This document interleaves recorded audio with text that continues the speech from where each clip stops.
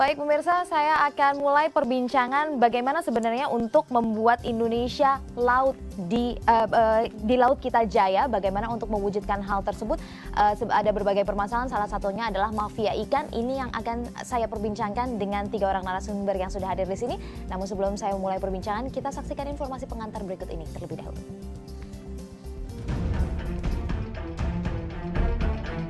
Gebrakan Kementerian Kelautan dan Perikanan yang menangkap dan menghancurkan kapal-kapal pencuri ikan membuat jumlah kapal yang sebelumnya berkeliaran bebas menurun drastis.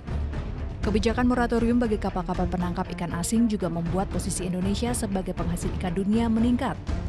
Praktisi kelautan Zulfikar Mukhtar memuji sejumlah langkah yang dilakukan oleh pemerintahan Jokowi, khususnya Kementerian Kelautan dan Perikanan. Apa yang sudah dilakukan merupakan peringatan bahwa Indonesia tidaklah main-main. Karena selama ini itu sudah overeksploitasi. Semua pihak bermain sangat bebas, sangat overeksploitasi. Kemudian ribuan kapal ilegal juga bermain dan merugikan Indonesia. Kita rugi puluhan malah ratusan triliun dari hanya praktik perikanan atau mekanisme perdagangan di perikanan ini karena tidak dikelola dengan baik. Meski menuai pujian, masih banyak pekerjaan rumah yang harus dilakukan. Di antaranya adalah saat moratorium dan transshipment dilarang, justru masih ada sejumlah pengusaha atau nelayan yang justru makin miskin. Belum lagi perlawanan balik dari mafia yang merasa bisnisnya terganggu oleh sepak terjang Menteri Susi. Tawaran 5 triliun rupiah agar Menteri Susi mundur adalah salah satunya. Perang melawan mafia ikan adalah perang yang menurut Faisal Basri justru lebih mengerikan dari mafia migas. Karena di sini terlibat perbudakan dan juga menyangkut urusan nyawa. Faisal yang telah membuat marah mafia minyak mengaku memiliki data dan modus serta siapa saja para pemain mafia ikan ini. Perang melawan mafia merupakan pekerjaan besar. Setidaknya 300 triliun rupiah kekayaan negara hilang setiap tahunnya dari bumi Indonesia. Untuk memperkuat jajarannya, Kementerian Kelautan dan Perikanan meminta anggaran 30 triliun rupiah tahun depan. Nilai ini naik 300% dari anggaran APBN perubahan tahun ini. Baik pemirsa, saya akan mulai saja perbincangan ini. Saya ingin bertanya dulu ke Ketua Satgas Pemberantasan Illegal Fishing, Mafia Migas begitu ya, ke Pak Mas Ahmad Santosa. Sebenarnya mafia ikan itu nyata atau tidak ditemukan di lapangan? Kemudian juga seberapa signifikan keberadaan mereka menyumbang masalah dalam sektor perikanan kita? Kalau istilah mafia itu kan biasanya dikaitkan dengan organized crime. Ya, mereka ada hierarki, biasanya orang yang memiliki pengaruh dan mengendalikan kegiatan itu tidak kelihatan, unseen ya, di atas kertas nggak ada. Dan yang kedua, biasanya mereka itu melakukan kegiatan-kegiatan yang melawan hukum. Ya. Kemudian juga biasanya dia masuk pada bisnis-bisnis, masuk pada penetrasi bisnis-bisnis yang resmi begitu ya. Tapi sebetulnya yang dilakukan itu adalah melakukan penyelundupan hukum dan selalu menghindari kewajiban-kewajiban resmi semacam kewajiban pajak dan lain sebagainya. Ya. Dan boleh saya katakan dalam beberapa kasus dalam beberapa kasus, saya tidak katakan semuanya ya. Okay. Jadi ada potensi ke arah sana. Tapi kemudian mafia ikan disebut lebih mengerikan daripada mafia migas, bahkan itu bagaimana sebenarnya? Saya tidak tahu di mafia migas karena saya bukan bidangnya di situ ya. Tetapi yang jelas memang kompleks untuk membenahi tata kelola pengusahaan perikanan ini. Dan nanti saya kira Pak Rohmin lebih paham ya bagaimana kompleksnya masalah itu. Oleh sebab itu, moratorium yang diberlakukan oleh Ibu Menteri itu salah satu cara untuk memulai pengelolaan atau perbaikan tata kelola di bidang pengusahaan perikanan. Okay. Yang sebetulnya yang diinginkan oleh pemerintah adalah 3 hal. Yang pertama adalah apa yang disebut dengan kedaulatan. Yang kedua, keberlanjutan. Yang ketiga adalah welfare, kesejahteraan. 3 hal ini saya kira perlu diterjemahkan ke dalam kebijakan konkret dari pemerintah, tidak hanya saja KKP ya. Karena KKP sendiri saya kira tidak cukup untuk melakukan pembenahan itu kalau misalnya tidak menggandeng kementerian-kementerian lembaga lain yang terkait. Okay. Nah, kami Satgas itu melakukan apa yang disebut dengan audit boleh dikatakan audit kepatuhan ya. Okay. Dan tidak hanya audit kepatuhan, tapi juga audit operasional dari ex kapal-kapal asing. Ex kapal asing adalah yang dibuat di luar, ya, yang kebanyakan gross ton-nya itu ya relatif lebih besar dari kapal-kapal Indonesia. Kami sedang melakukan itu dan hampir sampai pada ujung pipa, hampir sampai pada satu kesimpulan yang mudah-mudahan kesimpulan itu akan menjadikan bahan untuk policy ke depan. Baik, Pak Rohmin mungkin Anda bisa gambarkan, kalau tadi memang unseen, organized crime begitu ya, modus-modusnya terlihat, ini ada pola tertentu begitu mafia ikan yang beroperasi di Indonesia? Pertama ingin saya tegaskan bahwa masalah illegal fishing adalah masalah bangsa yang amat serius ya, karena dia tidak hanya merongrong kedaulatan, tapi juga bisa menghancurkan kelestarian sumber daya ikan ya. Dan yang ketiga adalah bisa menyengsarakan nelayan karena stok ikannya udah diambil dulu orang asing gitu ya. Selain itu ada multiplier efek yang lain gitu kan, kalau nelayan kita itu sedikit mendaratkan ikan kan industri hilirnya pengolahannya pada gulung tikar gitu. Jadi itu tidak diragukan lagi, kita harus dukung kebijakan pemerintah saat ini. Dan yang kedua adalah bahwa upaya untuk memberantas illegal fishing itu sebenarnya sudah sejak zaman Orde Baru gitu ya. Dan saya berharap dengan ketegasan Ibu Menteri yang sangat baik ini ya, itu akan membuat efek jerak gitu. Tetapi barangkali yang perlu disempurnakan Mas Ota ya, adalah bahwa yang namanya illegal fishing itu bukan dari penyebabnya bukan hanya dari segi security atau keamanan saja gitu, tetapi ada dari sisi perizinannya gitu ya. Dulu kita coba bahwa perizinan tuh benar-benar diterbitkan dalam kertas ya, yang tidak bisa diduplikasi lah gitu ya. Kemudian aparat keamanan pun diberi scanner, jadi kalau ada surat izin palsu itu di scan itu pasti beeping gitu ya. Dulu udah begitu ya, tuh kan nggak tahu sekarang jalan nggak itu? Masih juga ya. Yang kedua adalah pengawasan di lautnya ya. Selain kalau menurut TNI AL kan kalau ingin menjaga laut ini secara kokoh ya, minimal kan 174 kapal pengawas ya. Kita kan hanya 20 something gitu ya, 20. Kemudian yang juga maaf ya, kadang-kadang juga banyak oknum aparat yang genit gitu ya, yang bisa pagar makan tanaman, yaitu yang dimaksud di situ tuh.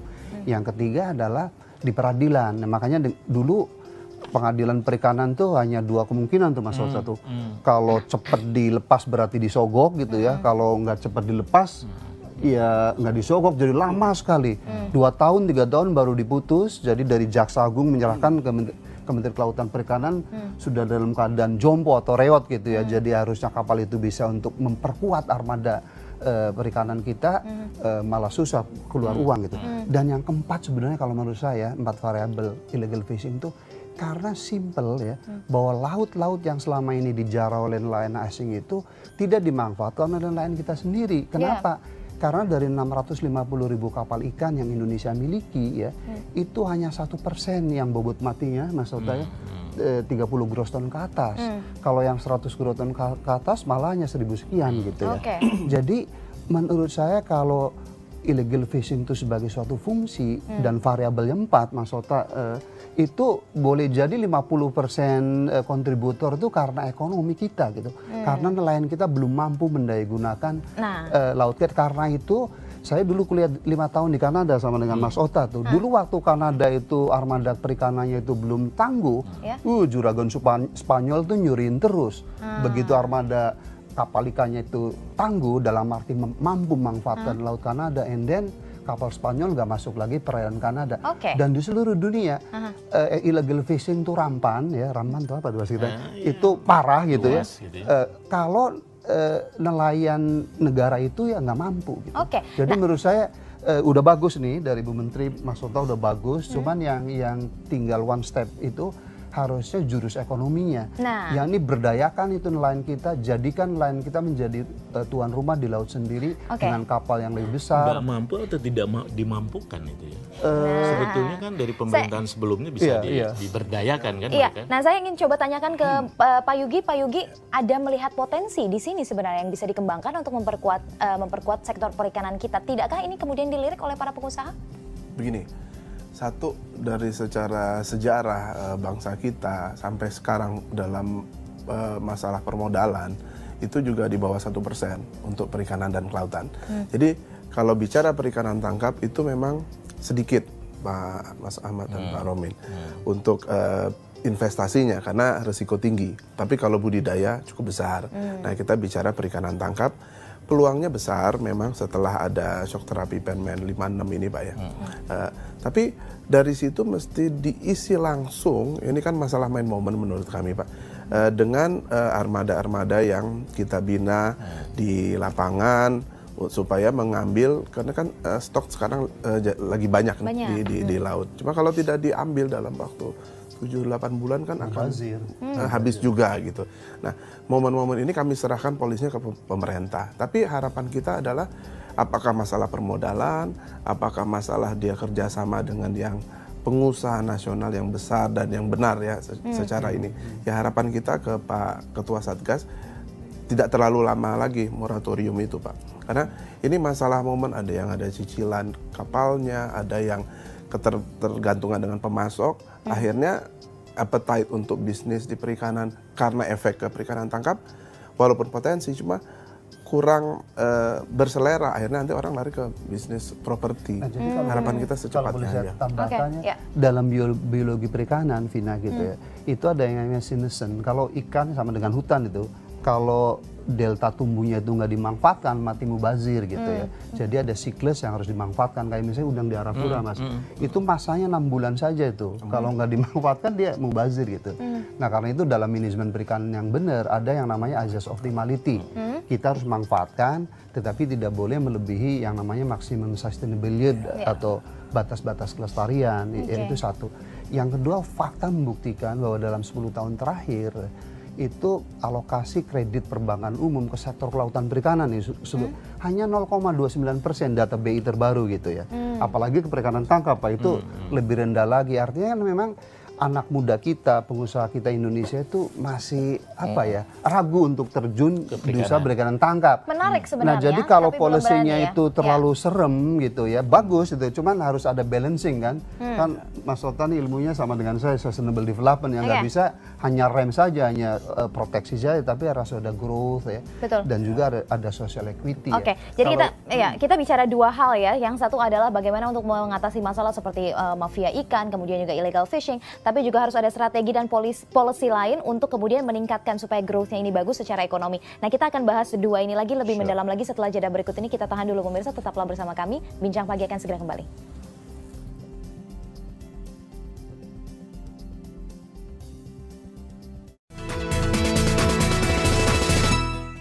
Tanya ke Pak Ota, kalau dari data yang ada sebenarnya, Pak Ota, kita sudah mulai nih ya. Ini asik ngobrol data-data masing-masing ini ya, Pak Ota. Tapi kalau misalnya dari data yang sudah didapatkan begitu, seberapa signifikan sebenarnya mafia ikan ini? Artinya, jika kemudian mafia ikan benar-benar bisa diberantas, berapa persen ini akan meningkatkan pertumbuhan perikanan, sektor perikanan kita?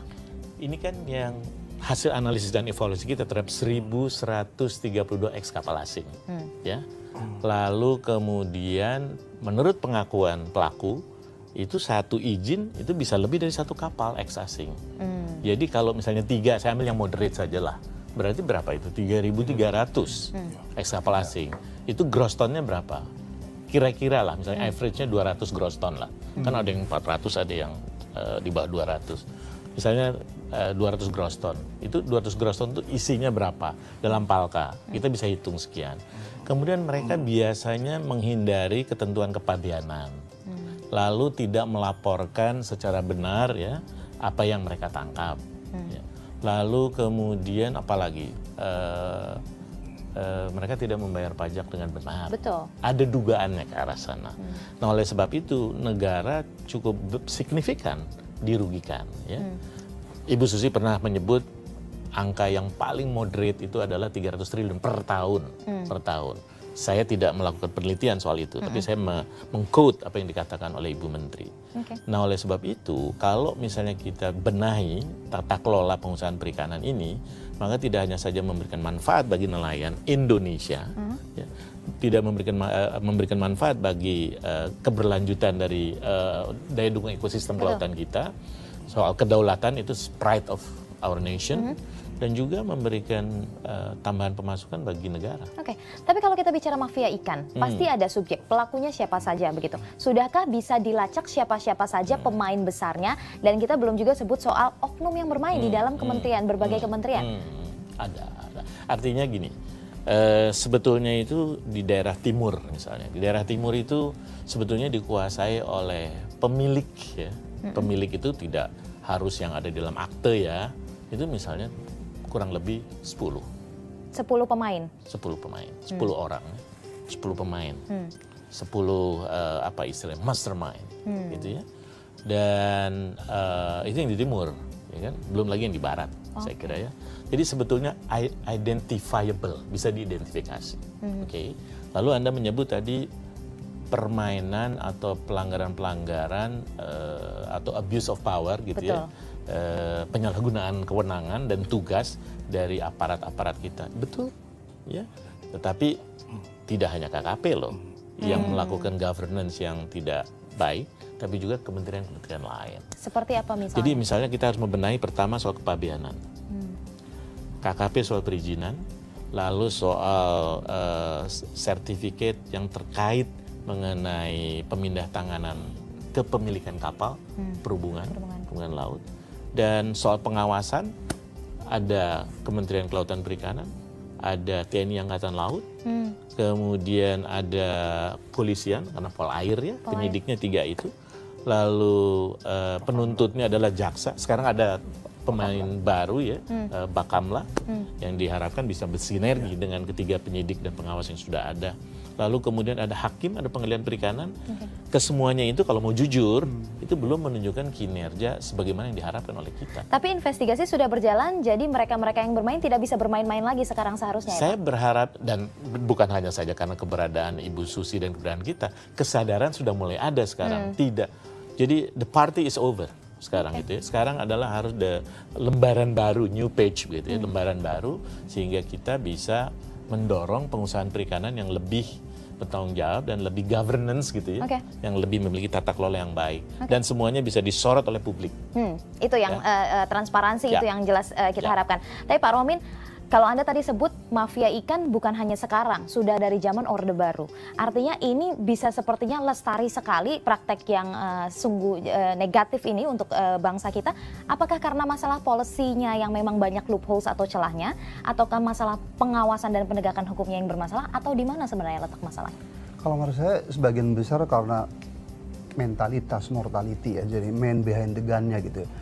Saya kira kalau polisi sih sudah ya relatively sudah mencukupi ya, tinggal bagaimana melaksanakan kan. Jadi kemunafikan ada di situ, yang tadi saya bilang di lautnya pun banyak oknum yang pagar makan tanaman. Saya sejak mahasiswa kan sering praktek itu kan, yang namanya dolar di laut gitu aja kan. Nah makanya sekali lagi itu kebijakan Ibu Susi sangat baik, tapi itu baru satu variabel. Kalau kita mau menumpas tuntas itu percaya sama saya itu harus empat-empatnya. Dan yang utama itu tadi ya, karena tadi kemampuan pengawasan kita, kapal, aparat, biaya operasi di laut untuk pengawasan pun masih terbatas ya. Jadi alangkah lebih baiknya kalau didorong tuh variabel yang keempat, yaitu pemanfaatannya. Jadi kita memberdayakan nelayan kita untuk memanfaatkan di sana, dan itu bisa sambil menyelam minum air gitu ya. Kalau itu nelayan kita dapat ikan banyak gitu ya, nanti industri hilir kita, pengolahan kita kan makin meningkat juga gitu. Jadi menurut saya di situ. Dan yang kedua mungkin sudah saatnya kita pejabat publik inilah, kalau mengungkapkan data tuh yang agak benar gitu ya. Selama ini banyak yang nggak benar. Illegal fishing itu 300 triliun. Terus terang itu angkatnya dari saya tuh waktu saya seminar tahun lalu ya, ada sebuah rapat gitu saya sampaikan ke Pak Presiden. Tapi 300 triliun tuh bukan hanya illegal fishing, Pak Ota, tapi ada illegal logging, illegal BBM dan seterusnya. Ini lihat, seluruh laut kita kan hanya mengandung ikan 5,8 juta ton kan, yang namanya potensi lestari. Jadi kalau kita kuras semua ya 6 juta ton misalnya, 6 juta ton, Pak. Harga rata-rata ikan seperti Bu Menteri bilang kan $1. Udah kita meningkatkan menjadi $1,5 gitu ya. Kan berarti hanya 9 miliar US dollar kan. Dikalikan rupiah kan 100 sekian itu. Dan itu nggak mungkin dicuri semua karena nelayan kita itu kalau lihat statistik perikanan sudah 5,4 juta ton. Jadi ikan yang ditangkap oleh nelayan kita tuh 5,4 juta ton, Pak. Jadi kan yang dicuri kan sekitar 200.000 ton atau kalau yang maksimum menurut FAO itu 1 juta ton. 1 juta ton ya, itu kalau kali kilo kan 1 miliar kilo. 1 miliar kalau dikali $1,5 hanya berapa tuh? 1,5 miliar, Ibu ya. 1,5 miliar dikali 13.000. Jadi kita jangan misleading orang gitu, serius. Itu yang unreported ya. Nah, tapi illegal fishing kan banyak juga yang tidak izin nonong, itu kan kapal asing. Lihat logikanya, seluruh laut kita tuh hanya 5,8 juta ton, right? Yang sudah didaratkan oleh nelayan kita 5,4. Jadi kan hanya 0,4 gitu. Baiklah. Ada ini keluar, itu termasuk itu soal gitu. Kalau kita bicara soal angka yang rigid, ini harus ada, artinya kita harus dipaparkan secara ini saya jelaskan garis. Seluruh ekonom di Indonesia yang paling tinggi itu Pak Profesor Ahmad Fauzi itu 124 triliun itu. Catat itu yang paling tinggi itu. Yang paling rendah dari KKB sendiri 27 triliun waktu zaman Pak Freddy itu. Nah nanti kita akan bahas lagi. Saya akan bertanya ke Pak Yugi, tapi setelah jeda berikut ini. Kita tadi sudah tahu bagaimana untuk memberantas mafia, tapi kemudian juga saya ingin tanyakan bagaimana untuk meningkatkan growth secara ekonomi, potensi yang ada, bagaimana dimanfaatkan, apa saja kekhawatirannya, kita akan bahas setelah jeda berikut ini. Pemirsa tetaplah bersama kami, Bincang Pagi akan segera kembali.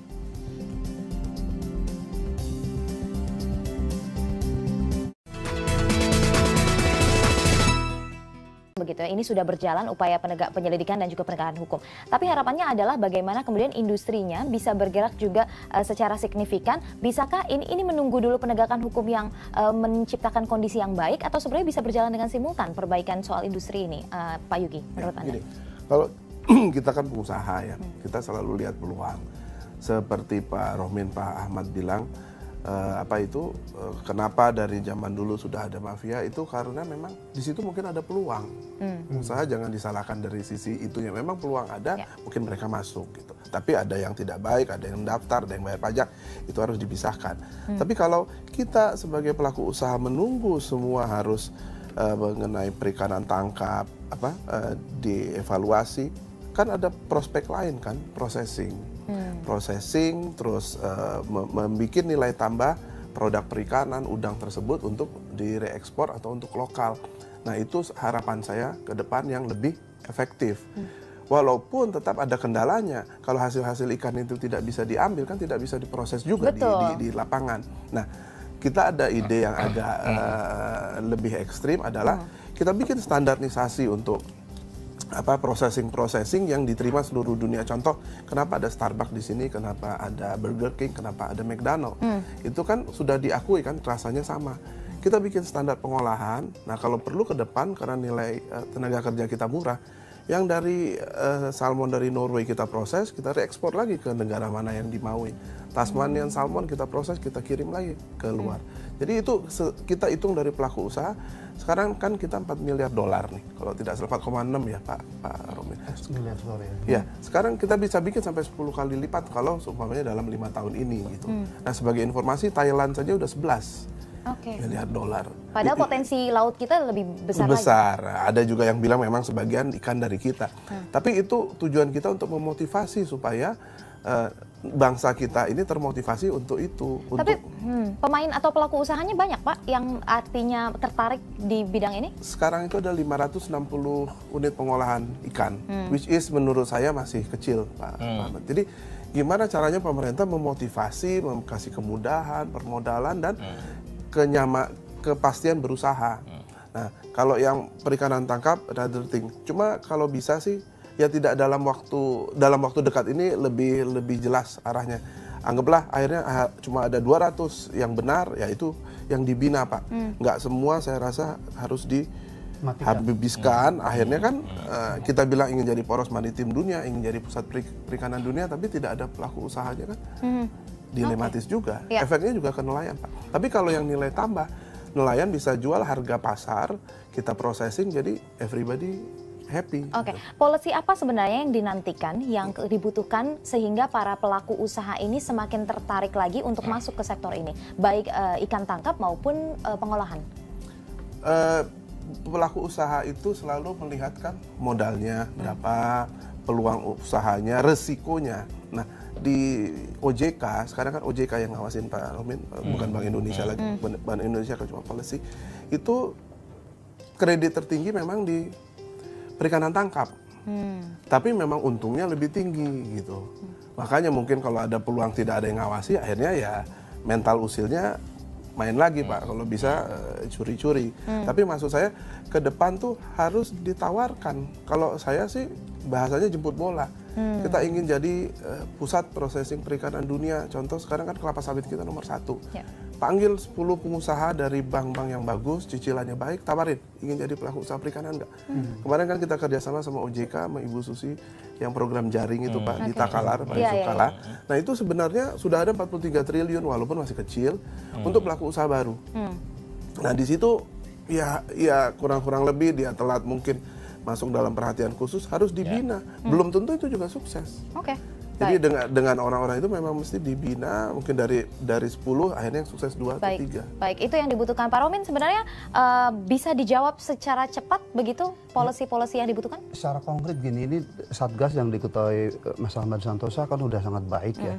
Nah tinggal, dan ini kan sudah ada data bahwa dari 1000 sekian kapal ex asing gitu ya, itu yang relatif baik gitu ya, masih ada itu sekitar 200 sekian. Nah kalau menurut hemat hijau saya itu dibuka aja segera ya, karena harus diingat Vina ya, bahwa industri galangan kapal kita itu maaf faktanya gitu ya, harga kapalnya masih lebih mahal Mas Oda daripada ex kapal asing kan bekas itu. Nah padahal tadi saya ungkapkan di awal, fakta bahwa armada perikanan tangkap kita kan masih tradisional, hanya 1% yang gitu. Jadi ada hemat Indonesia, wah kerjaan Mas Ota ini bagus sekali.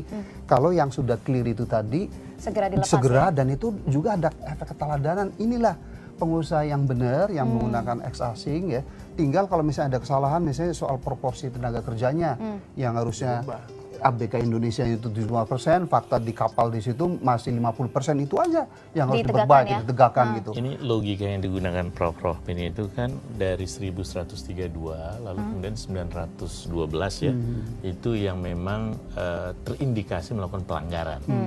Yang 49 itu pelanggaran berat, artinya yang 222 itu tidak bersih, artinya belum selesai. Jadi masih verifying. Karena apa? Karena pertama kita harus mendengarkan terlebih dahulu laporan dari Ditjen Pajak. Ya, yang kedua adalah mengenai legalitas dari pemindah tanganan kepemilikan kapal. Kita kerjasama dengan pemerintah Thailand, pemerintah Cina, dan lain sebagainya. Yang ketiga adalah menganalisis laporan hasil pendaratan mereka. Mohon maaf, tapi berapa lama kira-kira Pak proses sampai verifikasi ini selesai sehingga bisa produktif lagi? Kami ini kan baru kerja memasuki bulan keempat, dan itu 1132 satu-satu dokumen, dan dokumennya belum tentu lengkap. Nah oleh sebab itu memang kerjasama dengan pemerintah Thailand aja membutuhkan waktu. Karena dokumen-dokumennya juga mereka harus kumpulkan satu demi satu. Jadi hitungan 1-2 bulan itu bisa diprediksi atau tidak? Kalau saya maunya lebih cepat, lebih baik. Cepat dari dalam itu ya? dalam ini bulan apa? Bulan Juni ya. Bulan Juli misalnya kita sudah laporkan secara utuh dan penuh kepada Ibu Menteri. Ya? Itu kita nantikan. Kedua, kita kan punya perusahaan BUMN perikanan kan, model Perindo dan apa namanya? Perikanan Nusantara. Jadi itu kan sebagai istilahnya itu agent of development ya. Kalau pengusaha kita masih maju mundur, itu aja didorong gitu, digerakkan ya, sehingga bisa mendayagunakan nelayan. Kemudian kalaupun kurang karena mentalitas nelayan kita kayaknya one divisi, itu kan banyak Mas, anak-anak muda kita tuh 100.000 lebih yang kerja di kapal asing. Kalau ada usaha perikanan tangkap yang serius gitu ya, insya Allah itu bisa kita invite untuk datang ke negeri kita. Kita coba akan bahas soal ini ya, bagaimana potensi ke depan kita bisa menggayat lagi berbagai pihak untuk aktif di sektor ini. Kita akan bahas, namun harus jeda terlebih dahulu pemirsa. Tetaplah bersama kami, Bincang Pagi akan segera kembali.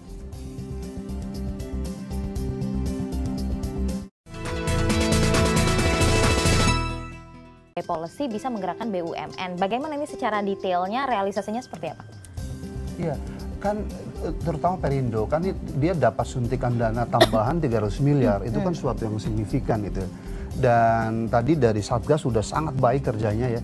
Itu kan ada kapal-kapal ex asing gitu ya yang sudah teridentifikasi ada yang benar, ada yang salah. Nah itu dimanfaatkan saja oleh si Perindo atau pengusaha Indonesia yang benar gitu ya.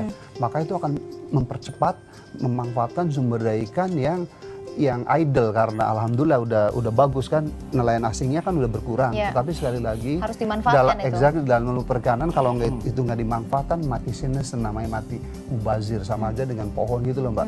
Kalau tidak dipruning, kalau dimanfaatkan itu jatuh sendiri berguguran itu. Itu my spirit gitu aja, jadi cepat gitu. Ini udah baik, saya sejak awal tegaskan bahwa cuman memberantas suatu mafia ini kan tadi ada 4 variabel. Ini yang dikerjakan Mas Ota nih baru 2 variabel, 2 variabel berikutnya. Enggak, itu jadi kalau in tandem, karena harus diingat masalah bangsa yang sekarang itu di depan kita adalah masih pengangguran. 40 juta rakyat kita menganggur karena itu begal, orang bunuh diri, orang menjual anak gitu ya. Iya kan, kemiskinan itu. Nah, kalau Bitung kemarin di Metro TV disiarkan pada PHK karena hanya 10% aja nih industri pengolahan Bitung yang masih hidup kan, nggak ada suplai bahan bakunya. Demikian juga Maluku Mas, saya punya data nih ada ini ya, 80% ekspor dari Maluku tuh ikan turun gitu, padahal itu lumbung ikan gitu Mas. Muara Baru, jadi hampir semua sentra produksi pengolahan ikan itu turun produksinya gitu ya. Nah padahal yang dimaksud poros maritim kan ingin menjadikan laut kita tadi jaya di laut. Jaya itu bukan hanya soal kedaulatan tapi jaya ekonomi bangsa yang berkembang ya, yang masih poor seperti kita ini perlu prosperity gitu. Dan tidak harus mempertentangkan antara kedaulatan, konservasi, dan ekonomi ya. Kalau yang punya ilmunya, tiga-tiganya berjalan bersama ya. Ini kita satu perguruan di Kanada nih, itu bisa diraih nggak? Kalau ini rem semua ibarat mobil tuh, punishment, moratorium, tetapi fakta bahwa di lapangannya juga cukup bergejolak ya. Dan menjerit itu orang-orang di lapang tuh, puluhan ribu orang demonstrasi kan, apakah kita tidak membuka mata dan telinga.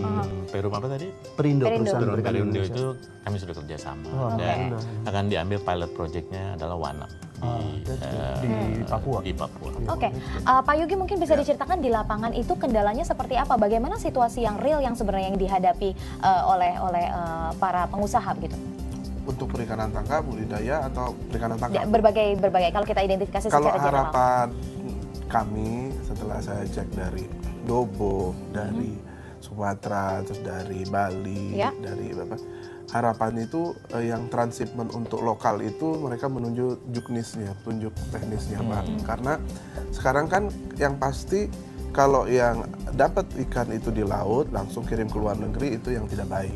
Tapi kalau yang kapal itu lokal dan benar-benar dia drop itu sampai ke pelabuhan perikanan, itu yang harus dipilah gitu polisinya.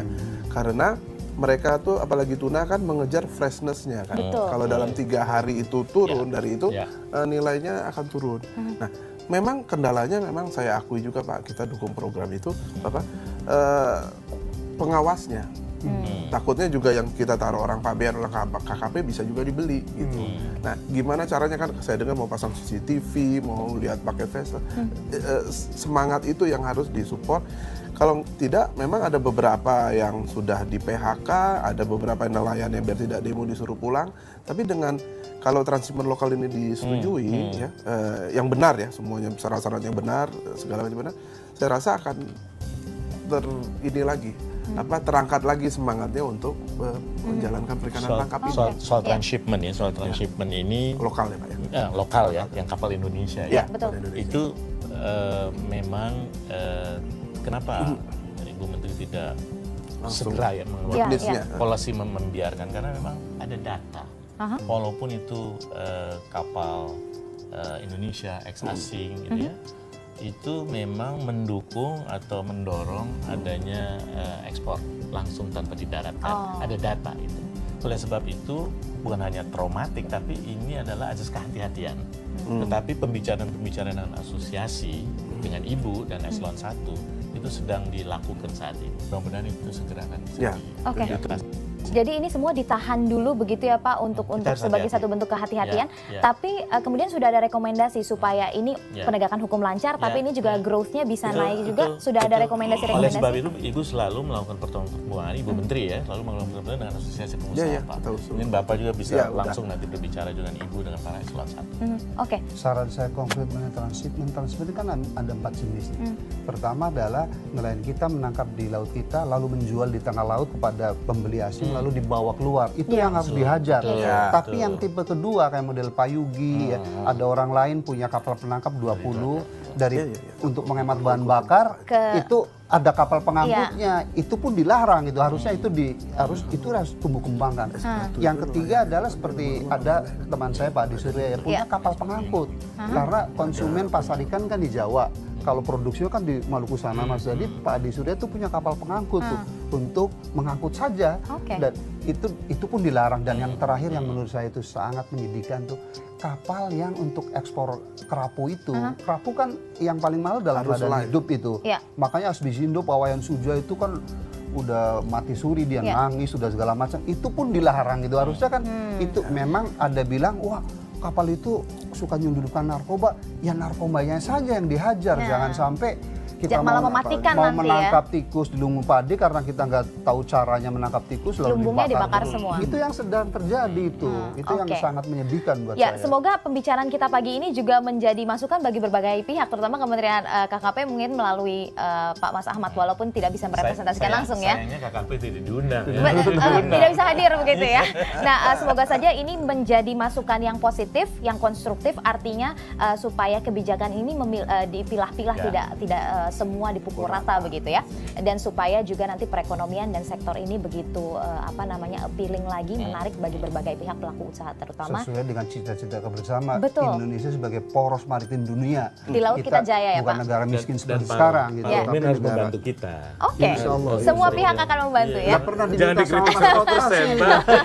Mungkin diminta bantuannya nanti. Baik, terima kasih Bapak-bapak. Jadi salah tadi kan saya 50% memuji bahwa ini mahal gitu ya. Cuma yang kurang variabel ekonominya. Baik, semoga saja perkembangannya positif. Terima kasih Bapak-bapak.